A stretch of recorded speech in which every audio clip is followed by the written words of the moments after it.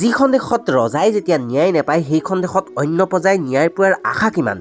মুখ্যমন্ত্ৰী ডক্টৰ হিমন্ত বিশ্ব শৰ্মাই নিজেই কৈছিলে যদি আমি জুবিন দাক ন্যায় দিব নোৱাৰি তেন্তে বিজেপিক ভোট দিব নালাগে। আৰু এইবাৰ অসমৰ প্ৰত্যেকজন ব্যক্তিয়ে মনত ৰখা উচিত এইবাৰ বিজেপিক ভোট কোনো পধ্যেই দিব নালাগে। কিয়নো জুবিন দা হৈছে আমাৰ আৱেগ, জুবিন দাতকৈ আমাৰ কাৰণে কোনো কথাই উচ্চ হ'ব নোৱাৰে। জয় জুবিন দা। আমাৰ কাষৰে এখন গাঁৱত 7 দিনীয়াকৈ অবিৰত ভাগৱত পাঠ আয়োজন কৰা হৈছে। সিদিনা তালৈকে বুলি গৈছিলোঁ আৰু লগত লৈ লৈছোঁ এয়া নিজ হাতেৰে তৈয়াৰ কৰা এভাগি বেতৰ আটক ধুনীয়া এই ভাগিলৈ মন কৰিছেনে কিমান ধুনীয়াকৈ নামঘৰৰ বাটচৰাৰ সন্মুখত এভাগি বেতৰ আটক ধুনীয়া তোৰণ প্ৰতিষ্ঠা কৰা হৈছে।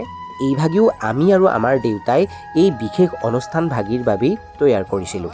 তোৰণ ভাগিৰ উচ্চ শিৰত এভাগি বৰ ধুনীয়া বেতৰ নামঘৰ আৰু নামঘৰ ভাগিৰ ঠিক তলতেই এভাগি ওম আৰু লগতে তোৰণ ভাগিৰ তলত থকা এই দুখন বেতৰ সঁফুৰালৈও লক্ষ্য কৰক। ইমান ধুনীয়াকৈ এই দুখন বেতৰ সঁফুৰাও আমি তৈয়াৰ কৰিছোঁ। যিমান পাৰোঁ আমি এই আচবাবসমূহৰ কোনো খুটি নাতি নোহোৱাকৈ তৈয়াৰ কৰিবলৈ চেষ্টা কৰোঁ। আপোনালোককো যদি এনেধৰণৰ আটক ধুনীয়া আচবাবৰ প্ৰয়োজন হয় খবৰ কৰিব। তাৰ পাছত আমি দ্বিতীয় বৈকুণ্ঠলৈ পৰিণত হোৱা এই নামঘৰ ভাগিৰ ভিতৰলৈ সোমাই আহোঁ আৰু আমি লৈ যোৱা বেতৰ আটক ধুনীয়া ওম ভাগি ভকতসকলে প্ৰতিষ্ঠা কৰি দিয়ে আৰু এই অভাজনে সেই বেতৰ ওম ভাগিৰ উচ্চ শিৰত এভাগি বন্তি প্ৰজ্বলন কৰোঁ আৰু নেদেখাজনৰ ওচৰত সকলোৰে মংগলৰ অৰ্থে শৰণাপন্ন হওঁ। আৰু বাহিৰতো সকলোৱে বন্তি প্ৰজ্বলন কৰা ঠাইত আমি আকৌ এভাগি পুনৰ বন্তি প্ৰজ্বলন কৰোঁ। আৰু তাৰ পাছত সেৱকীসকলে আমাক ইমান ধুনীয়াকৈ চাহ আগবঢ়াইছে দেখিছেনে? আৰু এই চাহকণ খাই যেন আমি অমৃত প্ৰাণ কৰিছোঁ এনে লাগিল। তাৰ পাছত পোনে পোনে সোমাই আহিলোঁ আমি নামঘৰৰ ভিতৰলৈ। সেৱকীসকলে সঁচাকৈয়ে নামঘৰৰ ভিতৰভাগ বৈকুণ্ঠপুৰীলৈ পৰিণত কৰি তুলিছে। সঁচাকৈয়ে নামঘৰৰ ভিতৰভাগ ইমান ধুনীয়াকৈ সজাই পৰাই তুলিছে, নামঘৰৰ ভিতৰলৈ সোমাই মনটো বহুত ভাল লাগি গৈছে। নামঘৰৰ ভিতৰলৈ সোমাই আমি দেখিম নৃসিংহ মহাপ্ৰভুৰ এভাগি মূৰ্তি। তাৰ পাছত ভগৱান বিষ্ণুৰ কুৰ্ম অৱতাৰ আৰু গ্ৰাহই গজেন্দ্ৰৰ ভৰিত কামুৰি ধৰা বিশেষ দৃশ্য। এয়া হৈছে ভগৱান বিষ্ণুৱে ধাৰণ কৰা শংখ চক্ৰ গদা পদ্ম। মুঠতে নামঘৰ ভাগিৰ চাৰিওফালে ভগৱানক অনুভৱ কৰিব পাৰিব। মৎস্য কুৰ্ম নৰসিংহ, বামন পৰশুৰাম, হলিৰাম বৰাহ শ্ৰীৰাম, বুদ্ধ কল্কি নামে দশ, আকৃতি ধৰিছা কৃষ্ণ, তজু পাৱে কৰোহু প্ৰণাম। এয়া হৈছে ভগৱান বিষ্ণুৰ দশ অৱতাৰৰ প্ৰতিমূৰ্তি।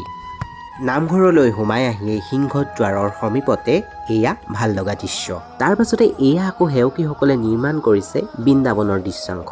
বৃন্দাবনত ভগৱান শ্ৰীকৃষ্ণই কেনেদৰে অসুৰসকলক নিধন কৰিছিল আৰু গোপীসকলৰ লগত ৰাসলীলা কৰিছিল সেয়া ধুনীয়াকৈ দেখুওৱা হৈছে। তাতেই আকৌ আমাৰ প্ৰাণৰ শিল্পীজনকো শ্ৰদ্ধাঞ্জলি আগবঢ়োৱা হৈছে আৰু ভগৱানৰ ওচৰত এটাই প্ৰাৰ্থনা কৰিছোঁ জুবিন দাই অতি সোনকালে ন্যায় পাওক। ইয়ালৈ আহি সঁচাকৈ এটা আধ্যাত্মিক পৰিৱেশলৈ সোমাই অহা যেন লাগিব। চাৰিওফালে জাক জমকতাৰে আৰু এটা আধ্যাত্মিক পৰিৱেশৰ সৃষ্টি কৰি তুলিছে।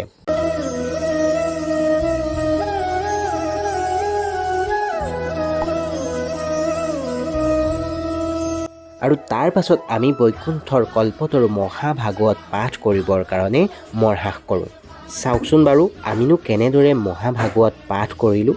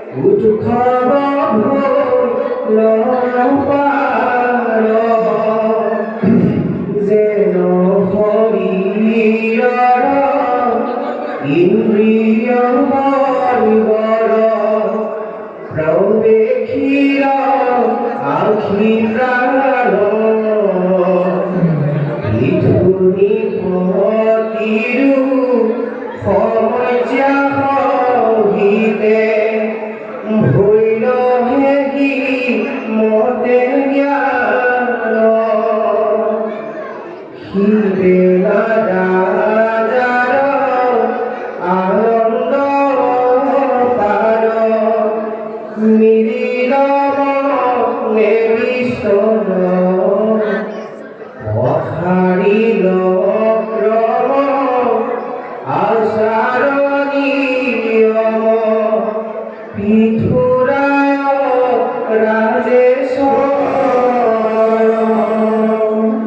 আৰু ভাগৱত পাঠ কৰি হোৱাৰ পাছত বৈকুণ্ঠৰ মহাপ্ৰসাদ গ্ৰহণ কৰি আমি ঘৰমুৱা হওঁ।